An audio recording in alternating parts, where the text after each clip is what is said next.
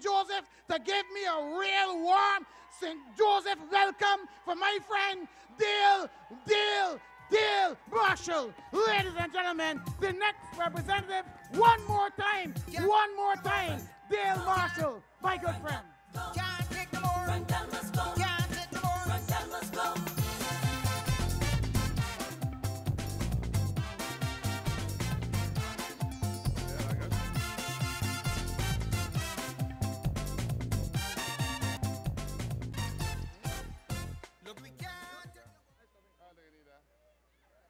It seems as though the rain's stopping. And while we know it is showers of blessing, Oenatha said that the voice of the Labour Party will not be silenced. And there's nothing, neither rain nor high water, that will stop us from speaking to the people of Barbados tonight about the issues that matter. We are in Heroes Square. And on one side is the Parliament building, and you know that we have the third oldest parliament in the Commonwealth. And on the other side is Independence Square. And in Independence Square stands a statue of a man who is proclaimed to be the father of our independence and one of our national heroes, the Right Excellent Errol Barrow. And, all right, darling. And the reason where we are having this meeting is important tonight is because it symbolizes the importance of our democracy. Then we stand tonight to say to Freundel that time is up. It is not that Oenatha and his team are power hungry. It is not that we have a thirst to be back in power. It is because it is absolutely clear to us that the people of Barbados need us more now than ever. The Democratic Labour Party has now started a 6th year of government. It has never, ever happened before in the history of our fair land. Now, nobody has said from this platform or in any place on behalf of our party that the Dems are breaking any law. That is not our position. We are saying that the Democratic Labour Party has a moral imperative to come back to the people of this country, and that they must not under any circumstances continue to occupy our historic parliament into a 6th year. Do you want the Dems to have a 6th year presiding over economic mismanagement? Do you want them to have a 6th year of imposing back-breaking taxation on our people? What about a 6th year of destroying the concept of cabinet government, where one minister sends a letter, Kerry spoke about it, and saying, thou shalt not attend any meetings that Chris Sinclair is holding? Do you want a 6th year of that? A 6th year of job losses? They are in year 6 of government, and the people of Barbados are in year 6 of sufferation. That's it. Year 6 of suffering. So this meeting tonight is to say to Freundel Stewart and Chris Sinclair and every single one of them that the time has come and enough is enough.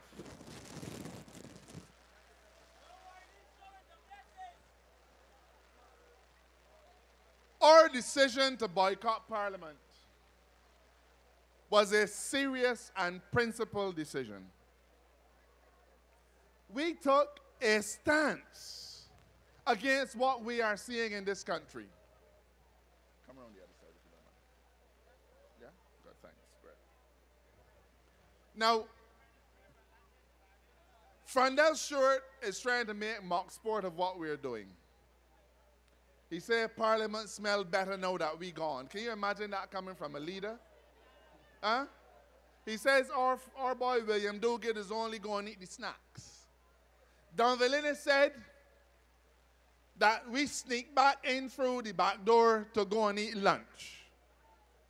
They're making mock sport of a serious issue. But Donville is so concerned about us sneaking through the back door and eating lunch that I feel I want to apologize to Donvillians tonight. I want to say, Donville, I am sorry if you feel that any member of the Barbados Labour Party was trying to deprive you of a share of food at Parliament. I am apologizing to you.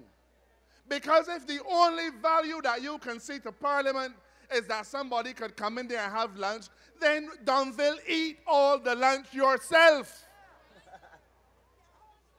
I do not believe you look as though you need it, but obviously you want it. The people in the party that I belong to are principled people, and I want to say to you tonight, for the record, that not one member of the Barbados Labour Party went to Parliament that day. Not one member of the Barbados Labour Party had lunch. But I would like to remind Freundel that he should not talk about boycotts, you know. He should not make mock sport at the Barbados Labour Party boycotting anything. I spent a whole day in Parliament yesterday looking at the minutes of Parliament, because something reminded me that there was something strange when the Dems boycotted Parliament. At the time, now the Dems boycotted Parliament on the 11th of December 2007. Okay? Now, before I talk about Freundel, let me make this point. The Dems boycotted Parliament because they were dissatisfied with the ruling of the Speaker. And they walk out and say, we ain't coming back. We done with that. Now, you know, I would like to remind all of you that the Barbados Labour Party have suffered in the most hostile of parliaments over the last 5 years. I had a firearm brandished at me. William Duguid had his wife and children insulted. Every day they are hurling insults at Mia and at Cynthia Ford and Glenn Clark and all of us. But we didn't walk out for any of that here. We take our licks and serve the people's interests. So remember that. But I was saying that on the 11th of December 2007, the Dems boycotted Parliament. At that time, Freundel Stewart was the sworn enemy of David Thompson. And Freundel had a problem, because Freundel did not support anything that David Thompson did, so he did not support the boycott. But at the same time, he could not appear not to be a team player. So Freundel, as we say, was conflicted. The Dems boycotted Parliament on Tuesday, 11th of December 2007. So the Senate was due to meet the next day. Freundel was between a rock and a hard place. If he don't go, he would be acting contrary to what he believed. And if he went to the Senate, he would be declaring open war on David Thompson. You know what Freundel Stewart did? The minutes of the Senate of the 12th of December 2007 show that Freundel Stewart sent his apologies for not coming to the Senate. Now, can you imagine the hypocrisy of that gentleman speaking so scathingly of the Barbados Labour Party? Now, you know, we have said that we are dealing with this as an issue of principle, but what is Freundel's response? Freundel's response is, I am staying in office because I can. You remember Erskine Sandiford saying, like it or lump it? Freundel Stewart is saying, I am not breaking any law. I am staying in Parliament because I can. Now, you need to understand what that is telling you. Freundel Stewart is not saying, I am staying in government because I am going to solve Alexandra School problem. He is not saying, I am staying in government because I have a program to complete, because I have goals to reach. Freundel is saying only, I am staying in government because I can. But what else about the Democratic Labour Party makes it clear that they do things not in the interest of Barbadians, but because they can? When a government operates on the basis of because I can, it is saying to the people of Barbados that we really don't care what your interests are. We are only interested in what we want. But the Barbados Labour Party at every turn demands that what the people want must always be paramount. It isn't the Barbados Labour Party that is calling for an election like that, you know.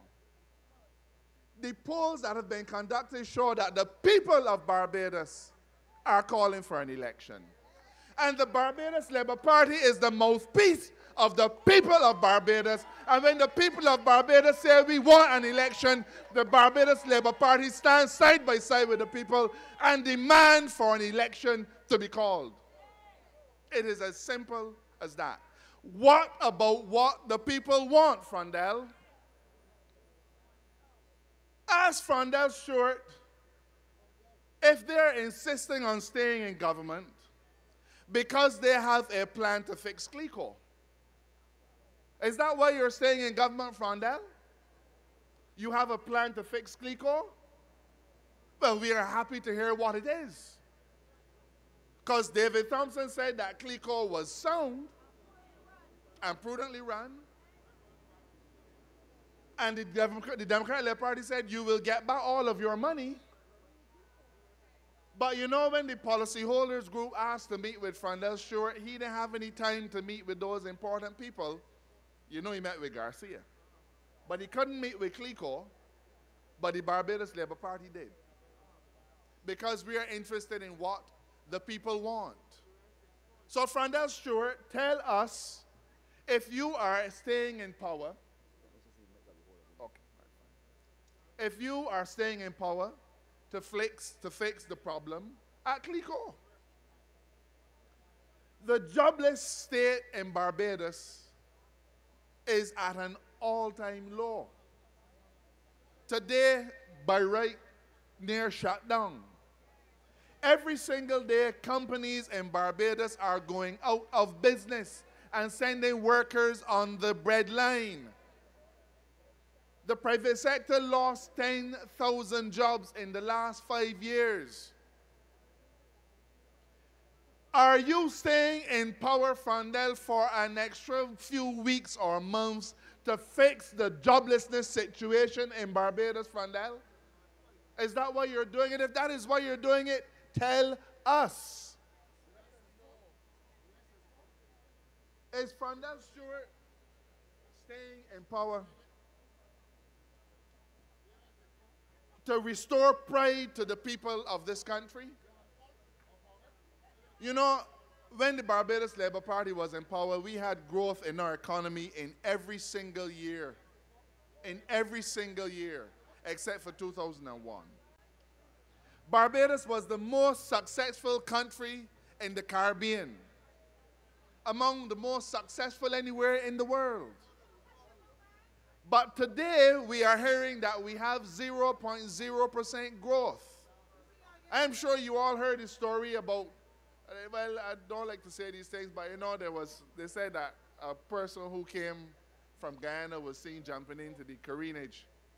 And when they ran to save them, the body said, no, I'm going back to Guyana.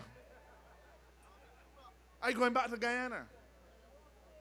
You know, we make light of these things, but the fact of the matter is that you are worse off today than you were 5 years ago. So tell us, Mr. Stewart, Mr. Sinclair, Mr. Innes, is it that you are staying in power for these extra months so that you can fix that too? Is that why you have gone into year number 6? Inflation is currently between 8 and 9%. But the members of the civil service have not had a pay increase for years since they came to power. In the private sector, the businesses cannot afford to pay their workers increased salaries. All over Barbados, companies are now forced to give their employees a 3 or 4 day week. Are you staying in power to fix that, Chris Sinclair? Tell us, is that why you are holding on to power? I honestly believe that if Barbadians felt that there was some important thing that you were hoping to achieve, that they wouldn't quarrel. They wouldn't be calling for an election. But they are only holding on to power, my friends, because they can. They're not holding on to power to fix Alexandra School. Okay? We had Freundel Stewart in his famous phase 1 and his famous phase 2. Then we had the Commission of Inquiry in phase 15. Then to transfer everybody in phase 41. And phase 50, the teachers were looking to strike again. They haven't fixed that. But yet still they are holding on to power like a drowning man holding on to straw. They're going into year 6 of getting fatter while the people of our fair land are getting bonier and bonier because of privation. We are now seeing a culture of handouts coming from government institutions. Okay? That is what we're looking at. You know, in my constituency, my opponent is taking voters from the constituency councils and giving them out to people. Now, my opponent is not a member of the constituency council. Not a member of the council, but he's walking around giving vouchers to people. Okay? That is what they're doing. Because this administration clearly believes that we should return to the days of welfarism instead of empowering Barbadians by way of giving them a bustling economy so that they can find jobs and keep their heads high. That is what year 6 is symbolic of. When we say time is up, Freundel, there is something else that we want to say. Time is up, Freundel, but the Barbados Labour Party's time is about to start. Freundel's time is up, but the time of prosperity in this country is about to start again. Time is up for the Democratic Labour Party, but a time is coming now when Barbadians can once more hold their heads up high in this region. You have to wonder if it is a coincidence, my friends, that every time the Democratic Labour Party gets into power, Barbados becomes the laughing stock of the Caribbean. In 1994, you couldn't spend a Barbados dollar anywhere in CARICOM. In 1994, nobody wanted to see Barbados. Nobody wanted to lend Barbados money. And now we are at junk bond status. And they have nothing to say except to laugh and parade and come out on the balcony of Parliament on Wednesday night and jeer BLP supporters and laugh at us because they tried to shut down our meeting. That is what Parliament has come to. Can you imagine somebody behaving in such an unseemly fashion as to come over a balcony and jeer Barbadian citizens who have a constitutional right to support whoever they want to support, but they want to come out and jeer us because our meeting get called off? Huh? But even school fairs, when them rain out, they have another date. And the Barbados Labour Party is here in its force, and the people of Barbados are with us, standing in Heroes Square, in the wind and the rain, because they are looking for a brighter day, a day to be brought by the Barbados Labour Party. You know, time is up. I know my time soon up, but the time up that we're talking about tonight isn't my time. It is them time. That's the time up that we are talking about. In the next few weeks, you will see perhaps the bitterest campaign ever to be fought in the history of Barbados. But it will not be a bitter and bloody campaign fought by the members of the Barbados Labour Party. Owen Arthur has told his team that we are going to fight a clean fight. But because we are going to fight a clean fight does not mean that we are going to roll over and play dead. Because we are going to fight a clean fight does not mean that from time to time we will not be prepared to go down into the gutter and get bloody too. That is not our way. But sometimes you have to fight fire with fire. And the Prime Minister of Barbados now seems to want to lay claim to the title of the greatest put-down artist. He wants to demonstrate that he's capable of insulting you and me in the worst possible way, using quotations from historic characters and showing off at his intellect. But any man who has intelligence must understand that when he insults one of us, he insults all of us. And any man who must stoop to insults and trying to carry out political carnage for the sake of a victory is a man that shows he has no moral basis for laying claim to the leadership of this country. Across 14 years of government, the Barbados Labour Party has held to the highest ideals, and we commit to those ideals again. Across the 14 years of our government, we held to a position that we must stop the poor from being poor. And we will hold true to that again. In the 14 years of administering this country, we held to a position that all of our MPs and candidates should meet the highest possible standard. And so we offer the same standing to you in the coming election. Thank you. Now, I have 5 more minutes, and I just want to make a few quick points. Okay. Tyrone come to distract me. He's telling me that I should get nasty like him because his priest will pray for me too. Thanks, Tyrone.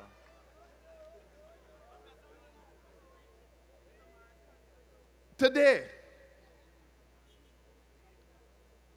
we are in a position where the people of Barbados feel as if they're being crushed under the boots of the people who govern them. The significance of Heroes Square is not that the Barbados Labour Party is claiming to be anybody's hero. But there comes a time when in a nation, a group of people have to stand in the breach for its citizens. There comes a time in the history of a people when a political movement must stand up and say that the suffering has to end. The Democratic Labour Party says, we feel your pain, but they turn the screws tighter. What the Barbados Labour Party says, we feel your pain, but our duty is to bring relief and salvation. Well, I shouldn't say salvation because we're not claiming to be of that ilk, but our responsibility is to bring relief to the people of Barbados. Now, the task ahead of us is going to be difficult. But we are confident that we have measures to be put in place which will see the interests of the policyholders of CLECO satisfied. It will see the interests of mothers satisfied. It will see the interests of the unemployed satisfied. They will see the interests of the poor satisfied. I want to remind you that the Barbados Labour Party was effective in combating the suffering of Barbadians from 1994 until 2008. That suffering has once again visited itself on an unwilling Barbadian electorate. We don't want Barbadians to rise up, but we want Barbadians to stand up. And as you stand up, the Barbados Labour Party will be reaching out a hand to steady your legs. We will be reaching out a hand to ensure that your goals are met. We will be reaching out a hand to ensure that as you go from day to day, there's a caring government that stands to strengthen you. The Barbados Labour Party is committed to these ideals, but we are also ready to rescue, rebuild, and restore. I thank you for your attention. Ladies and gentlemen, good night and God bless.